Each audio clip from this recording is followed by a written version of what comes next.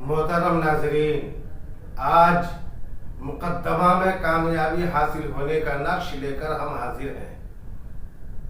तो आइए वीडियो शुरू करते हैं।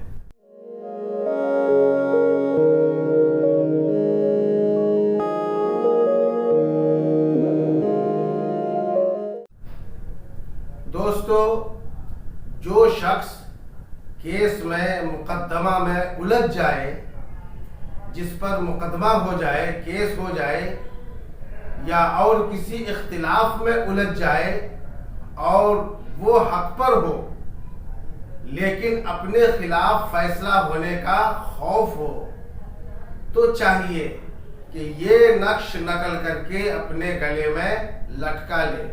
इंशाअल्लाह तबारका व तआला फैसला उसी के हक में होगा। नक्श ये है। मैंने खाना पहले बना लिया है। अब आइए नक्श भरते हैं। यहाँ लिखिए 6, 8, 7 यानी 786। अब यहाँ से तावीज़ भरना शुरू करते हैं। 94, 95, 96, 97,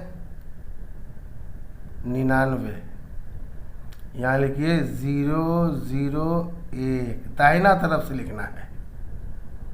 101, 201, 301, 401,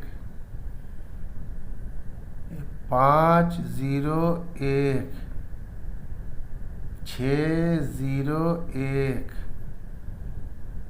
701, 801, 901 और लिखिए 011 यानी 110। ये नक्श मुकम्मल हो गया।